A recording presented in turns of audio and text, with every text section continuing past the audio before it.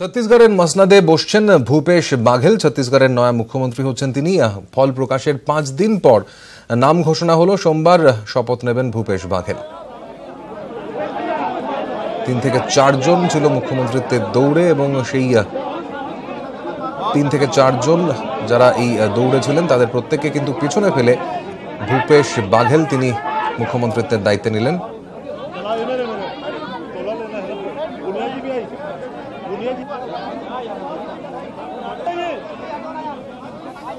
राजभवन जा रहा हूँ, सरकार बनाने का दावा पेश करने जा रहा हूँ।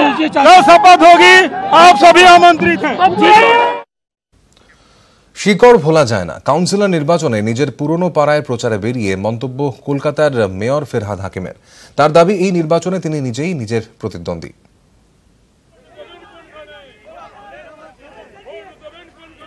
যে অঞ্চল থেকে রাজনীতির হাতে খড়ি সেখান থেকে আবার নির্বাচনে প্রতিদ্বন্দ্বিতা করা।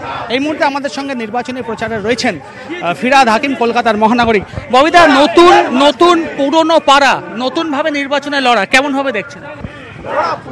মানুষের সাথে আমার যোগাযোগ সারা বছরই থাকে, কিন্তু এটা একটা বাহানা পাড়ায় বাড়ি গিয়ে দেখা করা, তাদের সাথে কুশল বিনিময় করা, এবং এই স্কোপটা রোজ হয় না। আপনি তুলোপট্টিতে গেছিলেন, সেখানে আপনার পুরনো পাড়া, সেখানে ছিলাম কিছুটা আপনি আবেগরুদ্ধ হয়ে পড়েছিলেন। পুরনো স্মৃতি কিছু মনে পড়লো? তুলোপট্টিটা হচ্ছে আমাদের পরিবার যখন প্রায় 200 বছর আগে এখানে এসেছিল, তখন ওইখানটাই আমরা থাকতাম, আর ওখানটাই আমাদের ব্যবসা ছিল। ওইটা এখনো দোকানটা আমাদের আছে। আমার ঠাকুরদাদার বাবা ওখানে ব্যবসা করে, ওইখান থেকেই চেতলায় আমাদের শুরু।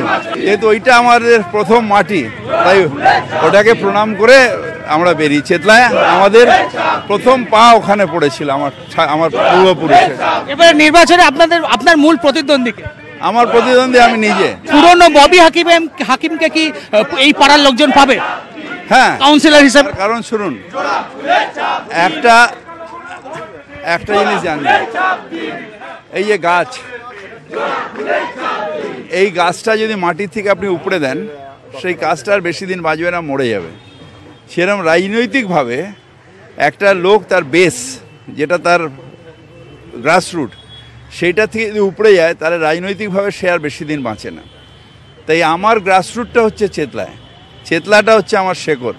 তারপর আমি বেড়ে পটে গেছি, যেখানে গেছি, রাজ্যের মন্ত্রী হয়েছি, কলকাতার মেয়র হয়েছি, পরের কথা, কিন্তু বেসটা আমার এটা। ফিরহাদ হাকিম যেটা বললেন যে রাজনৈতিকভাবে তার প্রতিপক্ষ এই নির্বাচনে কেউ নেই, আগামী নির্বাচনে তার প্রতিদ্বন্দ্বী তিনি নিজেই। ক্যামেরায় সঞ্জয় মণ্ডলের সঙ্গে ভেঙ্কটেশ্বর লাহিড়ী, নিউজ 18 বাংলা, কলকাতা। যে খবর এবার চোখ রাখবো, কালিম্পংয়ের পর্যটনকে চাঙ্গা করতে উদ্যোগী রাজ্য সরকার। পর্যটন দপ্তরের উদ্যোগে 2টি নতুন পর্যটন কেন্দ্র সাজিয়ে তোলা হচ্ছে, ডেলো এবং লাভা লোলেগাঁও। পর্যটক টানতে একাধিক পদক্ষেপ করা হয়েছে এখানে। সম্প্রতি কালিম্পংকে নতুন জেলা হিসেবে ঘোষণা করেছে রাজ্য সরকার। তারপর থেকেই মুখ্যমন্ত্রীর উদ্যোগে নতুন জেলার উন্নয়ন শুরু হয়েছে।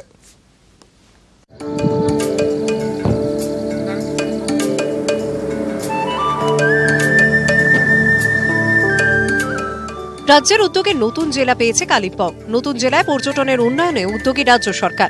ডেলো এলাকায় 9.5 একর জমিতে তৈরি হচ্ছে নতুন পর্যটন কেন্দ্র। জেলা প্রশাসনের তরফে ইতিমধ্যে পর্যটন দপ্তরে জমি দেওয়া হয়েছে।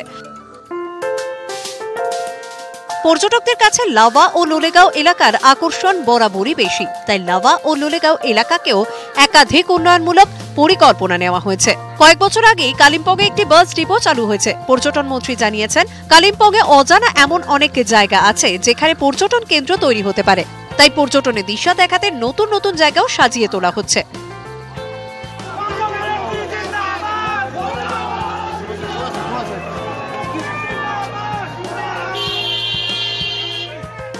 মুখ্যমন্ত্রী নিজেও কালিম্পং সফরে গিয়ে একাধিক জায়গায় গিয়েছেন। পর্যটনের দিশা দেখানোর সঙ্গেই লাভা ও লোলেগাঁও এলাকার রাস্তা সংস্কারেরও উদ্যোগ নেওয়া হয়েছে।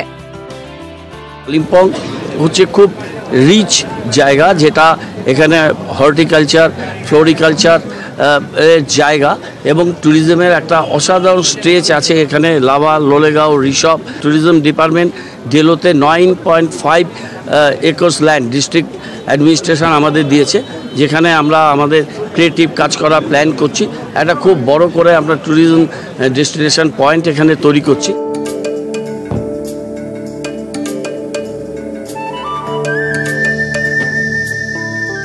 কাঞ্চনজঙ্ঘায় সূর্যোদয় দেখতে যেমন পর্যটকদের ভিড় জমে, তেমনি লোলেগাঁও থেকেও ভোরের প্রথম সূর্যের সাক্ষী থাকেন পর্যটকরা।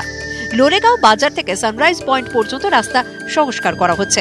বাগনাকোটে 31 নম্বর জাতীয় সড়ক থেকে লোলেগাঁও পর্যন্ত রাস্তার হাল ফেরানোর পরিকল্পনা নিয়েছে জিটিএ। বিশ্বের পর্যটন মানচিত্রে কালিম্পংকে জায়গা দিতে এগিয়ে এসেছে রাজ্য সরকার। এখন হাসছে কালিম্পং। কালিম্পং থেকে মনিলামা, নিউজ 18 বাংলা।